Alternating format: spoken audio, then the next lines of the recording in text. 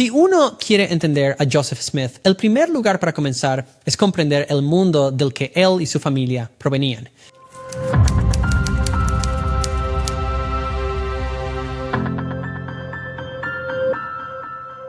Las raíces familiares de Joseph Smith son emblemáticas de la historia estadounidense. Por el lado de su padre, los Smith remontan su linaje a los estrictos puritanos calvinistas de Massachusetts. El abuelo de José, Asael Smith, fue un veterano de la Revolución Americana y aunque era religioso, se alejó del calvinismo de fuego y azufre y adoptó una visión del mundo cristiana universalista mucho más liberal. También, al parecer, tenía afinidad por el famoso libro del deísta Thomas Paine, La Edad de la Razón, lo que lo llevó, al menos, a tomarse en serio una visión del mundo más secular y racionalista. En un lenguaje más moderno, el abuelo paterno de José, Asael Smith, era algo parecido a un cristiano matizado y racional, con un desdén por la enseñanza de fuego y azufre de su crianza calvinista. Por otro lado, la línea materna de Joseph provenía del otro lado de los inmigrantes de la era colonial, los buscadores de oportunidades aventureros. El padre de Lucy Mack, Solomon Mack, fue un veterano de la Guerra de Francia e India, así como de la Revolución Americana. Lucy contaba historias fascinantes sobre las aventuras y empresas financieras de su padre, que finalmente le proporcionaron a Lucy una vida financiera relativamente cómoda al crecer. El veterano y empresario Solomon fue solo nominalmente religioso durante la mayor parte de su vida mientras perseguía su éxito mundano. Eso fue hasta que tuvo una experiencia de renacimiento en 1811 a la edad de 76 años, lo que lo llevó a renunciar a su pasado mundano y convertirse en un cristiano devoto hasta su muerte en 1820. Basta decir que el legado de Joseph era tan esencialmente estadounidense como se podía ser en los 1700, y así los padres de Joseph se encontraron siendo los hijos de la generación revolucionaria fundadora de estadounidenses, con una nueva nación y nuevas perspectivas ante ellos.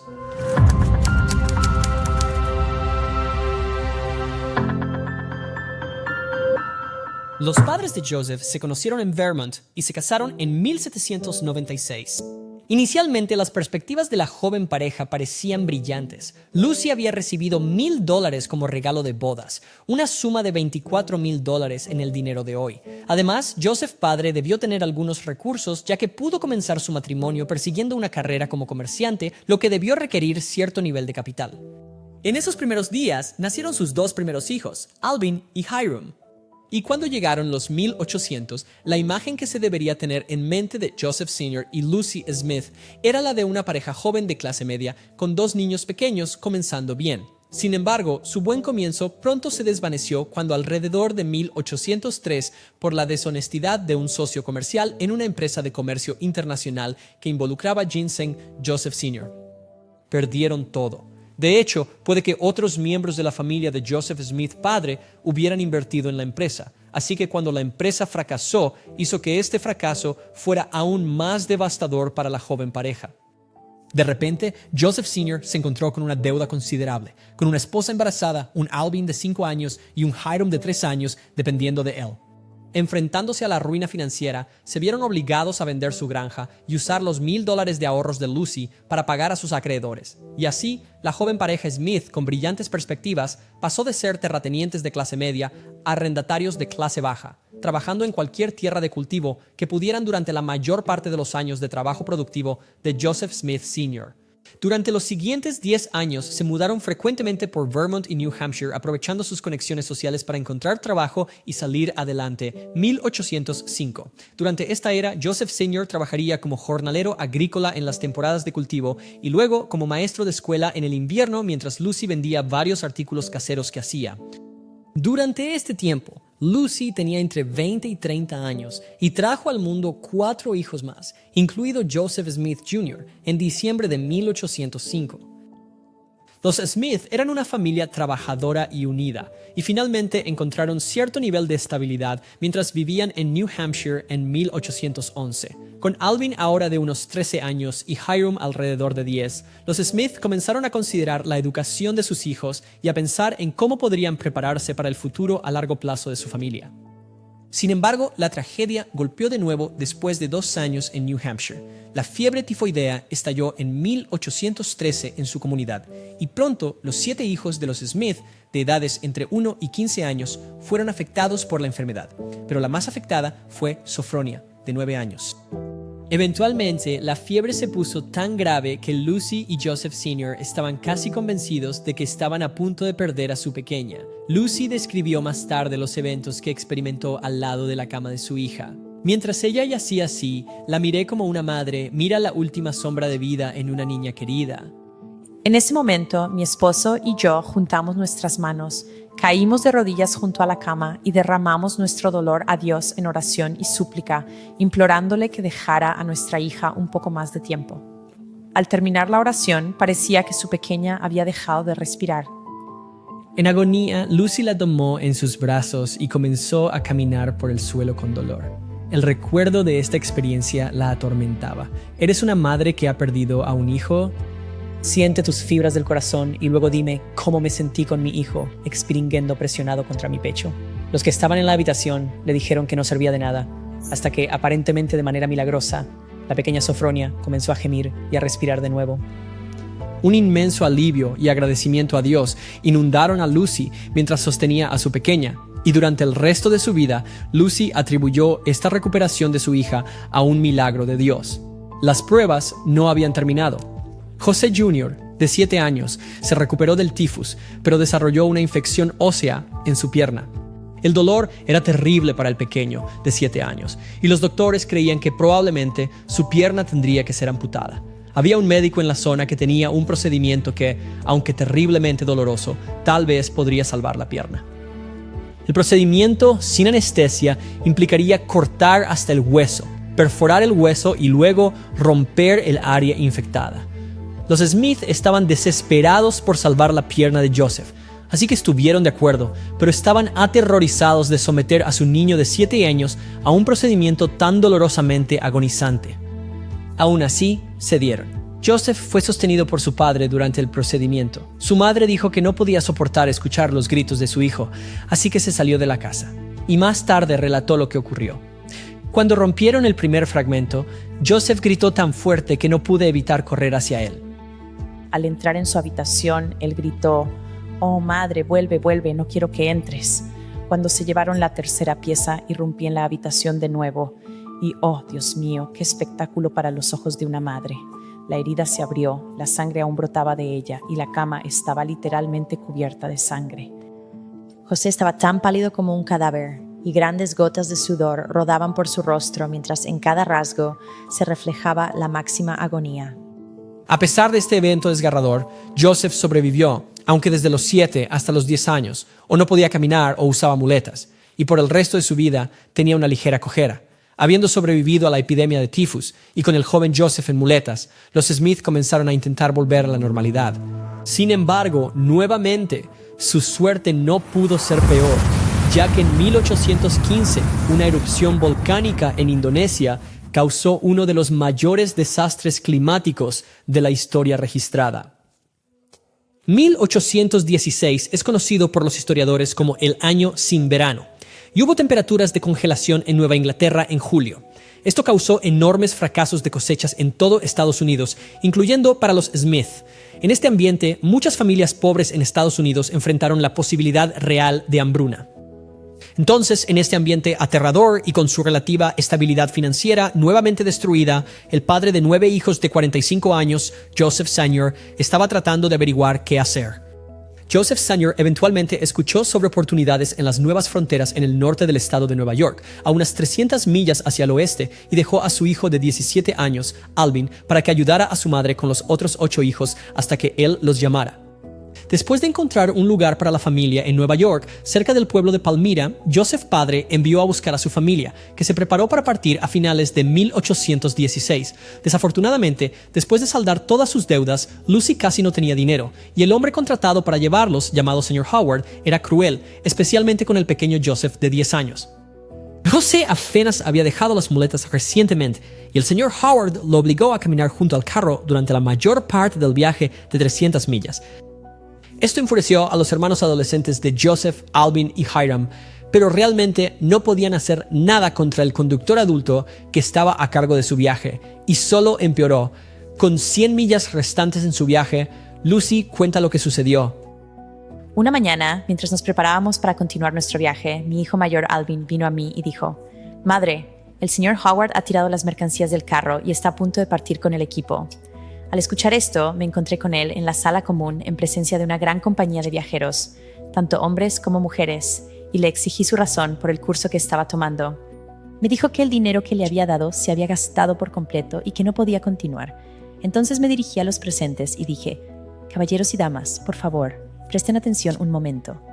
Ahora, tan seguro como que hay un Dios en el cielo, ese equipo, así como los bienes, pertenecen a mi esposo, y este hombre tiene la intención de quitármelos, o al menos el equipo, dejándome con 8 hijos sin los medios para continuar mi viaje». Luego, volviéndome hacia el señor Howard, le dije: «Señor, ahora le prohíbo tocar el equipo o conducirlo un paso más». Puedes ocuparte de tus propios asuntos. Me haré cargo del equipo yo misma. Así que Lucy, con un bebé de 6 meses en su cadera y sin dinero, se hizo cargo del viaje. Tuvo que pagar al posadero con algunas de sus pertenencias, solo para mantener un techo sobre la cabeza de sus hijos durante las últimas etapas del viaje, pero lo lograron. Solo se puede imaginar el alivio que fue cuando la familia se reunió nuevamente con su padre. La alegría que sentí al entregarme junto a mis hijos al cuidado y afecto de un esposo y padre tierno me recompensó doblemente por todo lo que había sufrido. Los niños rodearon a su padre, colgándose de su cuello, cubriendo su rostro con lágrimas y besos que él correspondió de todo corazón. Joseph tenía 10 años cuando su familia llegó al pequeño pueblo en el norte del estado de Nueva York llamado Palmyra. Y, como antes, los Smith inmediatamente se pusieron a trabajar para llegar a fin de mes. Lucy vendía pequeños artículos para el hogar que fabricaba. Los chicos Smith y su padre trabajaban en cualquier cosa que pudieran como jornaleros. Eran una familia pobre, pero estaban unidos y eran trabajadores. Finalmente, cuando José tenía alrededor de 14 años, la familia Smith pudo volver a ser propietaria de tierras después de obtener un préstamo y comprar el terreno contiguo a su cabaña de troncos recién construida, aproximadamente a 1 milla al sur del pequeño pueblo de Palmyra, Nueva York.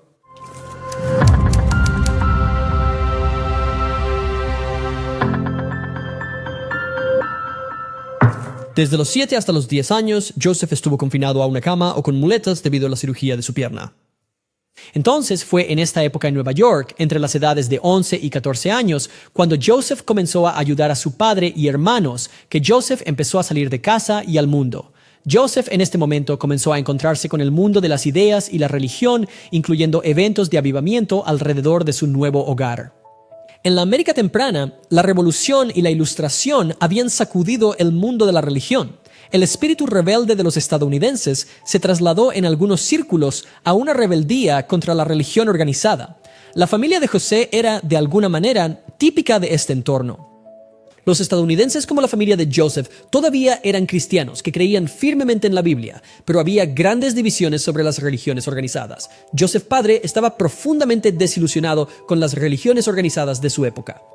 Su padre, Asahel Smith, había abandonado el estricto calvinismo de fuego y azufre de sus antepasados por un universalismo y cristianismo racional. Aún así, Joseph Sr. era un creyente que regularmente dirigía a su familia en la oración y el estudio de la Biblia. Más tarde en su vida, Lucy recordó que durante este tiempo su esposo tuvo varios sueños que lo afectaron profundamente mientras buscaba la verdad religiosa. Estos sueños generalmente tenían temas similares que involucraban a Joseph Sr., buscando algo pero incapaz de encontrarlo.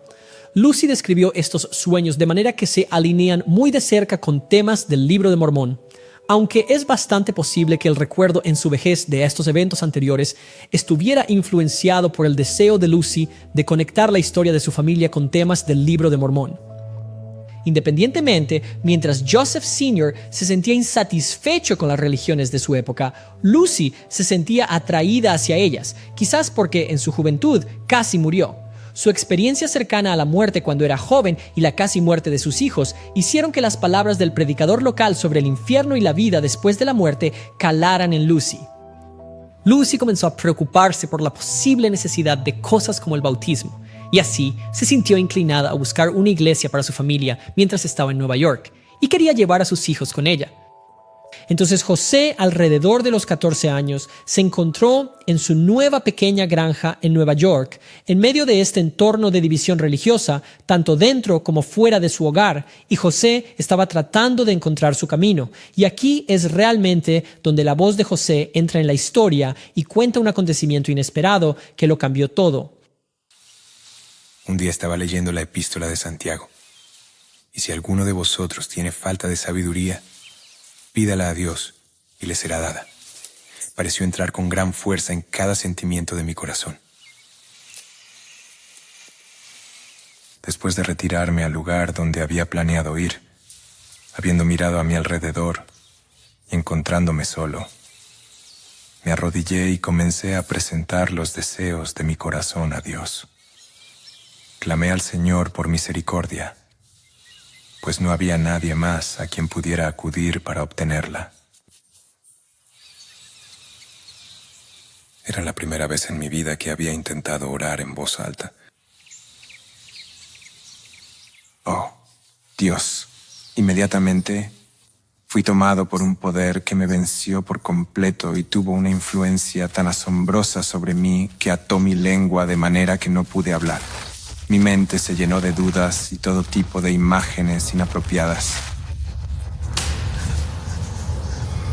Por un momento, me pareció como si estuviera condenado a una destrucción repentina, pero haciendo uso de todas mis fuerzas para invocar a Dios, para que me liberara.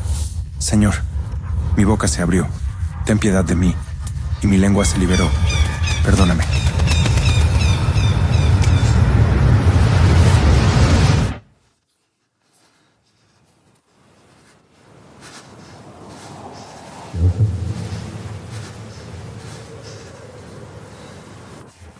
José, este es mi hijo amado. Escúchalo.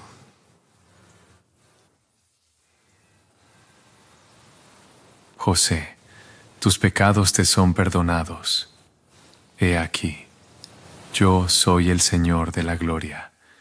Fui crucificado por el mundo para que todos aquellos que crean en mi nombre puedan tener vida eterna.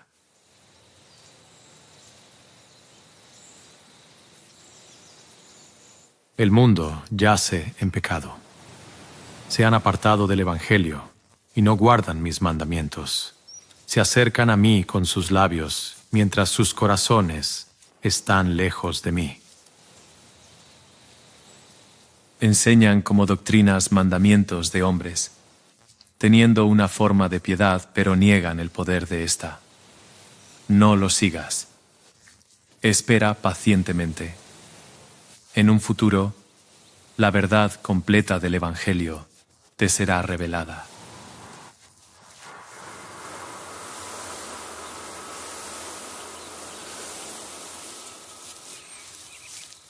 Cuando la luz se había ido, no tenía fuerzas. Y de hecho había visto una luz.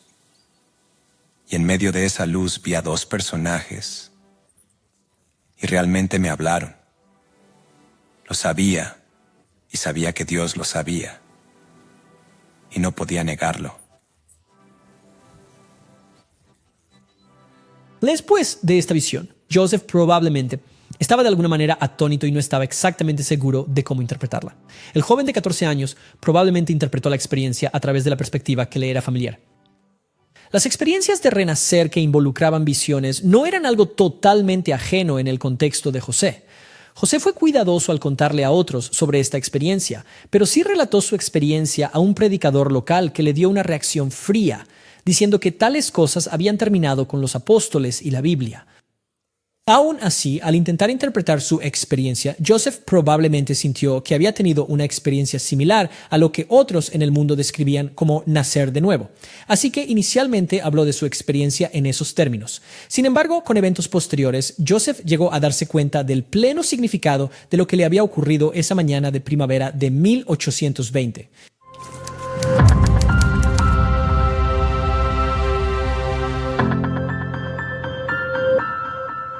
Así que cuando José alcanzó su adolescencia entre los 15 y 17 años, probablemente sintió que era un adolescente típico en la frontera estadounidense que había tenido una experiencia de nuevo nacimiento. y cuando no trabajaba en la granja de su familia, probablemente buscaba amigos entre los jóvenes locales de su área. Joseph, al igual que muchos de nosotros, más tarde en la vida se sintió avergonzado de algunas de las personas con las que se había relacionado durante esos años.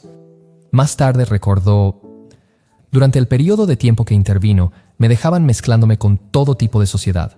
Frecuentemente caía en muchos errores tontos y mostraba las debilidades de la juventud, lo cual, lamento decir, me llevó a diversas tentaciones. Al hacer esta confesión, nadie debe suponerme culpable de grandes o malignos pecados.